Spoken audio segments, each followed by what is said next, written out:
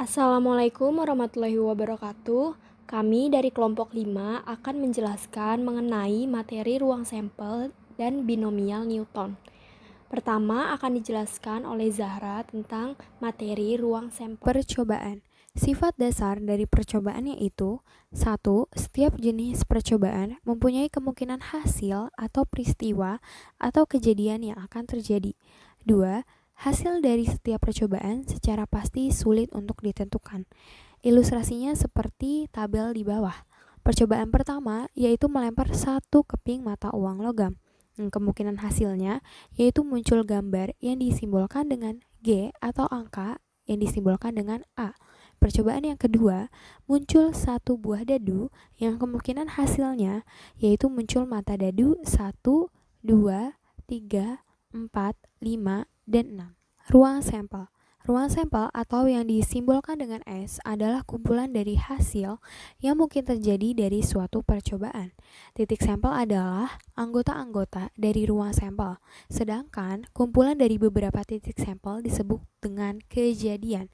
Banyak ruang sampel disimbolkan dengan NS. Contoh soal yang pertama. Pada percobaan melempar sebuah dadu sebanyak 1 kali. Berarti ruang sampelnya yaitu 1, 2, 3, 4, 5, dan 6. Dan banyak ruang sampelnya adalah 6. Angka-angka 1 sampai 6 tersebut disebut sebagai titik sampel. Contoh soal yang kedua, pada percobaan dengan melempar 2 buah koin atau mata uang logam sama dengan sisi angka atau A dan gambar yang disimbolkan dengan G sebanyak 1 kali. Dapat ditentukan ruang sampel dari percobaan tersebut yaitu berdasarkan diagram pohon di bawah, kejadian yang mungkin muncul adalah AA atau muncul sisi angka pada kedua koin, dan AG atau muncul sisi angka pada koin 1 dan sisi gambar pada koin yang kedua. Berdasarkan tabel di bawah, kejadian yang mungkin muncul yaitu ruang sampelnya adalah AA, AG, GA, dan GG. Berarti banyak titik sampel dari 4 yaitu AA, AG, GA, dan GG.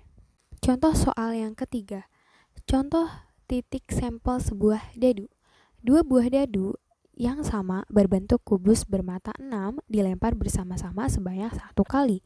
Dapat ditentukan titik sampel dari percobaan tersebut yaitu berdasarkan tabel di bawah Selanjutnya ini. di sini saya akan membahas contoh soal nomor 1, 4, dan 5. Contoh soal nomor 1, sebuah pemutar permainan memiliki 4 sektor yang sama berwarna kuning, biru, hijau, dan merah. Tentukan ruang sampel pada percobaan memutar permainan ini. Penyelesaiannya, ruang sampel pada percobaan memutar permainan yaitu warnanya. Ada 4 warna yaitu kuning, biru, hijau, dan merah. Selanjutnya, untuk contoh soal nomor 4, 3 buah uang logam dilempar sebanyak 1 kali, maka ruang sampel dan banyaknya sampel dari percobaan pelemparan uang logam tersebut adalah penyelesaiannya kita misalkan munculnya angka pada uang logam kita simbolkan dengan huruf A dan munculnya gambar pada uang logam disimbolkan dengan huruf G. Maka dari hasil pelemparan uang logam tersebut diperoleh beberapa kemungkinan sebagai berikut. Uang logam pertama ada gambar, ada angka, yaitu ada A, ada G. Pada uang logam kedua dari A dapat muncul angka dan gambar, yaitu dapat muncul A dan G. Lalu pada uang logam ketiga dari A di uang logam kedua dapat muncul A, yaitu angka pada uang logam ketiga dan gambar pada uang logam ketiga, dan seterusnya, sehingga dapat dihasilkan ruang sampel yaitu AAA, AAG, AGA, GAA, AGG, GAG, GGA, dan GGG dengan titik sampelnya adalah 8. Untuk soal nomor 5, sekelompok siswa terdiri atas 4 orang laki-laki dan 3 orang perempuan akan dipilih sebagai perwakilan sekolah sebagai duta sekolah tingkat nasional. Jika yang dipilih hanya 1 orang wakil laki-laki dan 1 orang wakil perempuan, tentukan ruang sampel yang mungkin terpilih sebagai duta sekolah. Penyelesaiannya kita misalkan lagi seperti nomor 4. Siswa laki-laki kita misalkan dengan huruf L karena ada 4 orang laki-laki sehingga dapat dinyatakan dengan L1, L2, L3, dan L4. Selanjutnya untuk siswa perempuan, kita misalkan dengan huruf P, karena ada 3 orang perempuan, sehingga dapat dinyatakan dengan P1, P2, dan P3. Jika ruang sampel ditentukan dengan cara diagram pohon, maka hasil yang mungkin yaitu L1 dapat berpasangan dengan P1, P2, dan P3. Maka hasil yang didapatkan itu L1, P1, L1, P2, L1, P3. Lalu untuk L2 dapat berpasangan dengan P1, P2, dan P3, maka hasil yang didapatkan adalah L1, L2, P1, L2, P2, L2, P3. Lalu seterusnya begitu juga dengan L3 dan L4 dapat berpasangan dengan P1, P2, dan P3. Selanjutnya saya akan menjelaskan materi tentang binomial Newton. Jadi kita ke pengertiannya dulu. Binomial Newton itu adalah teorema yang menjelaskan mengenai pengembangan eksponen dari penjumlahan antara dua variabel binomial. Nah, dalam binomial Newton ini menggunakan koefisien-koefisien. Koefisiennya itu A plus B pangkat N. Nah, misalnya N-nya 2 nih. Jadi didapat A plus B pangkat 2 dengan koefisien di depan A itu 1 ditambah 2AB ditambah lagi 1B kuadrat. Nah, 1 di depan A kuadrat, 2 di depan AB, dan 1 di depan B kuadrat itu merupakan koefisiennya. Nah, ketika mengambil N-nya sama dengan 2, 3, 4, kita akan memperoleh rumus yaitu X plus Y kuadrat sama dengan X kuadrat plus 2XY plus Y kuadrat. Untuk yang X plus Y pangkat 3, kita mendapatkan X pangkat 3 ditambah 3X kuadrat Y ditambah 3XY kuadrat ditambah Y pangkat 3. Nah, untuk yang X plus Y pangkat 4, kita mendapatkan X pangkat 4 ditambah 4X pangkat 3Y ditambah 6X kuadrat Y kuadrat ditambah 4XY pangkat 3 ditambah 4 ditambah Y pangkat 4. Nah, selanjutnya kita masuk ke materi kombinasi. Kombinasi ini sebenarnya sudah dipelajari pada bagian permutasi, namun kita pelajari lagi di binomial Newton karena berkaitan dengan materi binomial Newton. Nah, jadi kita lihat rumus kombinasi itu R kombinasi dari N, di mana R itu sebagai suku, N itu sebagai pangkatnya. Jadi didapatkan rumus R kombinasi dari N sama dengan N faktorial per N dikurang R faktorial dikali R faktorial. Nah, misalnya 2 kombinasi dari 5. Berarti sama dengan 5 faktorial per 5 dikurang 2 faktorial, yaitu 3 faktorial dikali 2 faktorial. Nah, nanti ketemu jawabannya 10. Selanjutnya itu 0 kombinasi dari 4. Sama dengan 4 faktorial dibagi 4 dikurang 0 sama dengan 4 faktorial dikali 0 faktorial. Jawabannya 1, karena 0 faktorial itu sama dengan 1. Untuk 3 kombinasi dari 3, itu penjabarannya sama dengan 3 faktorial dibagi 3 dikurang 3 faktorial, yaitu 0 faktorial dikali 3 faktorial. Jawabannya 1. Nah, untuk 0 kombinasi dari N, itu sama dengan N faktorial dibagi N min 0 faktorial sama dengan N faktorial dikali 0 faktorial. Jawabannya 1. Nah, selanjutnya kita lihat pohon Pascal. Di pohon Pascal ini sebenarnya dia punya keistimewaan ya. Kalau kita lihat tiap dia turun itu ada sangkut pautnya sama yang di atasnya. Jadi setiap bagian yang atas itu jika dijumlahkan bisa mendapatkan bagian yang di bawahnya. Kita lihat pada baris yang kedua itu kan 1 ditambah 1 sama dengan 2. Jadi koefisiennya 1, 2, 1. Jadi pohon Pascal ini, pohon Pascal ini tuh menjelaskan tentang koefisien dari persamaan pangkat tadi yang kita bahas tadi, yang A plus B pangkat. N tadi. Nah, pohon Pascal ini tuh menjelaskan koefisiennya. Jadi misalnya kita lihat yang pertama, 1. 1 itu merupakan koefisien dari A plus B pangkat 0. Terus yang kedua yang di bawahnya 1 itu 1, 1. Itu merupakan koefisien dari A plus B pangkat 1. Untuk di bawahnya lagi, 1, 2, 1 itu merupakan koefisien dari A plus B pangkat 2. Dan seterusnya. Nah, kalau dilihat dari pohon Pascal ini, jadi di setiap ujung-ujungnya itu pasti diisi dengan 1 koefisiennya. Sedangkan di bagian tengahnya itu dia punya keistimewaan, teman-teman. Jadi bagian tengahnya itu dia bisa dihitung dari bagian yang di atasnya. Misalnya yang A plus B pangkat 1 itu kan 1, 1. Jika ditambahkan jadi 2. Jadi yang di bagian bawahnya itu jadi 1, 2, 1. Nah, yang 1, 2, 1 kan kalau ditambahkan 1 sama 2 nya jadi 3.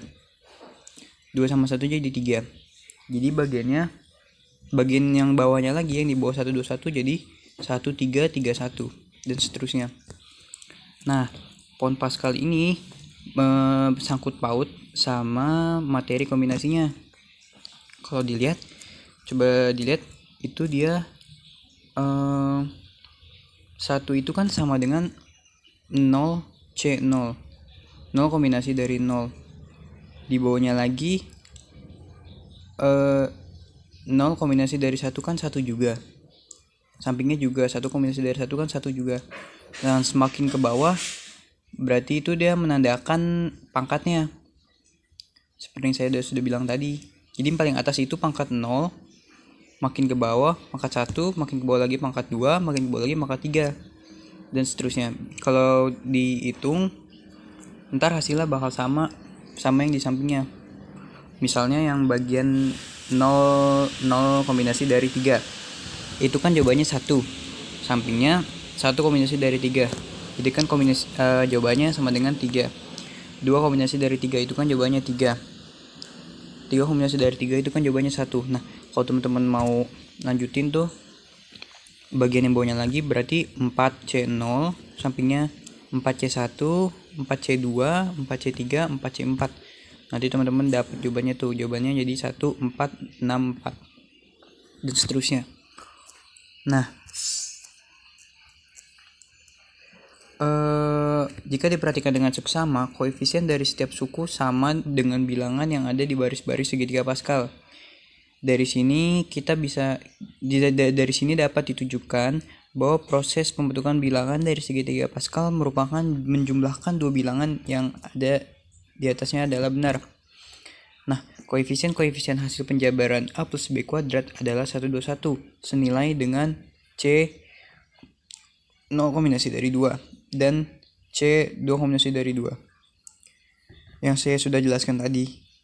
Nah, jadi dapat ditulis sebagai A plus B kuadrat sama dengan 0 kombinasi dari 2A kuadrat, 1 kombinasi dari 2AB, 2 kombinasi dari 2B kuadrat. Nah, ini tuh bentuk kalau kita memakai rumus kombinasinya, teman-teman. Nah, untuk rumus binomial Newton ya, secara umum berlaku A plus B pangkat N sama dengan 0 kombinasi dari N A pangkat N ditambah 1 kombinasi dari N A pangkat N min 1 kali B ditambah 2 kombinasi dari N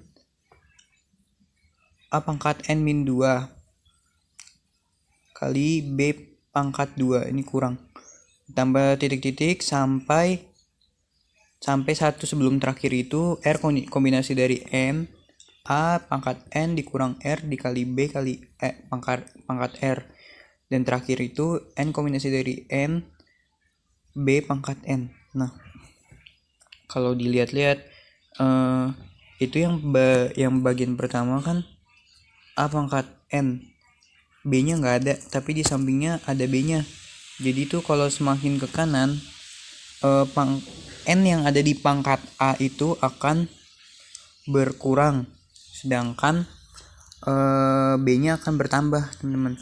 Nah, jika ditulis dalam notasi sigma itu diperoleh A pangkat B A plus B pangkat N sama dengan sigma R sama dengan 0 sampai N. R kombinasi dari N kali A pangkat N min R dikali B pangkat R. Sekarang kita masuk ke contoh soal yang pertama. Soalnya itu, suku ke-7 dari dalam kurung 2x plus y tutup kurung pangkat 15 adalah. Jadi pertama, kita cari dulu n-nya. N-nya itu sama dengan 15. R-nya itu sama dengan 7 dikurang 1 sama dengan 6. Nah, di sini kita menggunakan rumus A plus B pangkat N sama dengan R kombinasi dari C dikali A pangkat N min R dikali B pangkat R. A-nya itu di sini sama dengan 2X, B-nya itu sama dengan Y. N-nya sama dengan 15, R-nya sama dengan 6. Jadi langsung kita masukin aja. 6 kombinasi dari 15 dikali 2X pangkat 9 dikali Y pangkat 6. Sama dengan 15 faktorial per 15 dikurang 6 faktorial dikali 6 faktorial dikali dalam kurung 2x pangkat 9 tutup 2x pangkat 9 dikali y pangkat 6. Kita jabarkan faktorialnya. Lalu 9 faktorialnya bisa kita coret dan setelah dihitung didapat hasilnya 1155 dalam kurung 512x pangkat 9 dikali y pangkat 6 tutup kurung. Dan didapatkan hasilnya 591.360 x pangkat 9 dikali y pangkat 6. Lanjut kita ke contoh soal yang kedua. Soalnya itu, misalkan S sama dengan dalam kurung X min 1 tutup kurung pangkat 4 ditambah 4 dikali dalam kurung X min 1 tutup kurung pangkat 3 ditambah 6 dikali dalam kurung X min 1 tutup kurung pangkat 2 ditambah 4 dalam kurung X min 1 tutup kurung ditambah 1. Jika disederhanakan, maka S sama dengan, langsung aja kita jawab. Jadi berdasarkan teorema binomial, diketahui bahwa dalam kurung A plus B tutup kurung pangkat 4 dapat dijabarkan menjadi A pangkat 4 ditambah 4A pangkat 3B ditambah 6A kuadrat B kuadrat ditambah 4AB pangkat 3 ditambah B pangkat 4. Nah, bentuk S yang ada di soal itu mirip dengan penjabaran teorema binomial tersebut jika kita ambil A-nya sama dengan X min 1 dan B-nya sama dengan 1. Maka kita substitusikan A dan B-nya ke teorema binomial itu. Maka didapat S sama dengan dalam kurung X min 1 tutup kurung pangkat 4 ditambah 4 dalam kurung X min 1 tutup kurung pangkat 3 ditambah 6 dikali X min 1 tutup kurung pangkat 2 ditambah 4 dalam kurung X min 1 tutup kurung ditambah 1.